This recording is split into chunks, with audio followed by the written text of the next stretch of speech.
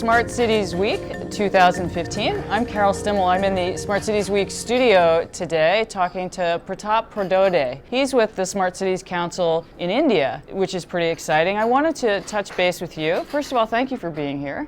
But I briefly wanted to find out about why India. How did you become involved with the Smart Cities Council, and what are some of the opportunities you see emerging right now? Well, I've been involved with the infrastructure and construction research in India for the last 17 years. In the process, I've been able to actually see the whole genesis of how infrastructure as a term, which was earlier just a buzzword, finally came out as what it needs to be, how it needs to support the country, and how policies need to be actually shaped up to really meet the needs of the citizens and the country. So I've seen what the challenges of infrastructure have been, what new innovations have come about, and this was a natural progression of that whole research, because for far too long the cities have been neglected in terms of urban planning, and with the kind of migration that's taking place to the cities, this was a challenge which we ought to now take literally by its horns and address it. And when finally with our Prime Minister Narendra Modi, when he's launched his 100 Smart Cities program, this was the thing to do. So we were already involved in actually promoting Smart Cities summits just before we realized that this is the right platform to take the Smart Cities mission forward. So we formed Smart Cities Council earlier this year, and we had the whole guidelines roll out from the Ministry of Urban Development in India, and it's been a huge rollout of this whole mission and the kind of interest that is being generated, because it was an idea whose time had come.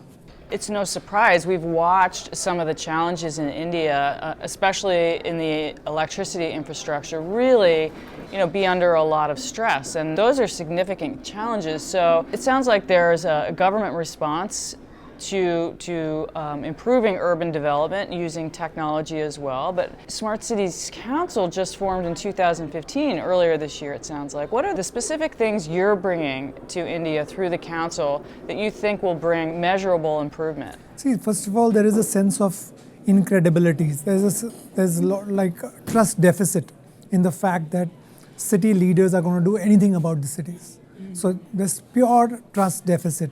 So we are trying to actually bring some sort of a sanity, some sort of credibility in the fact that the kind of mission rollout that has taken place has a well thought out plan, it has a well defined timeline, and there is enough smartness within India itself which actually needs to be learned by other municipal leaders, by city leaders. So it's not an alien concept. It's not a cut and paste job that you take something from the West and you try to implant it, which is what people are afraid of. And so we are able to tell them that there are enough smart case studies in India, but it's just that all these case studies haven't converged together in a single city to make it a smart city. So no, we're not saying we're nowhere there in terms of smart city definitions, but there is a whole lot of smart city practices that are being followed in various cities by very progressive city leaders, and therefore we are restoring that credibility factor.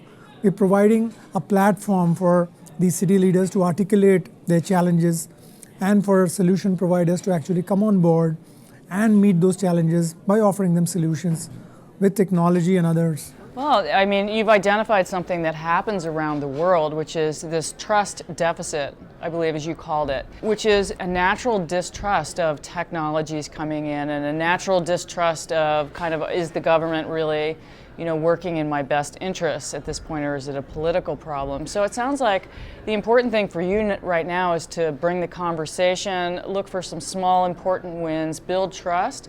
But I also heard you say something else that I think is important, which is there are no simple solutions that are just developed one place and dropped down somewhere else. Every community has its own characteristics, its own geography, its own cultural influences. Absolutely. It sounds also that you're respecting that, and that's important to you as Smart Cities India. More so in India actually, because we've got diverse cultures and 29 states, and each city actually exists for a different rationale.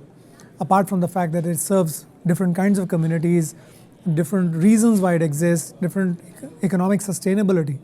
And that being true right through the world, we've got very, very specific cultural issues, and therefore the needs and the priorities.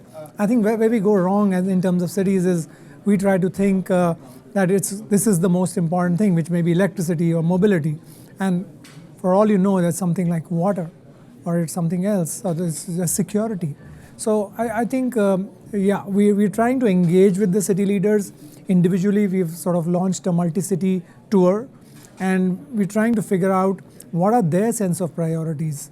And again, therefore, the solution providers can again calibrate the kind of solutions that they're going to provide to these cities based on the challenges with the city leaders that are articulating. So we are in that quest. We are also launching the India Readiness Guide. We're working on it, which will be with case studies in India, so that people can relate with them and they can actually implement those across India. And so that's what we're working on right now. Great. So it sounds like obviously you have a lot of experiences already in understanding what the challenges are going to be, looking for the right opportunities, and then bringing in best practices into India. Pratap, I wish you a lot of luck with the Smart Cities Council effort in India, and appreciate you joining us today in the studio. Thank you. I think it's very exciting, and I'm looking forward to it.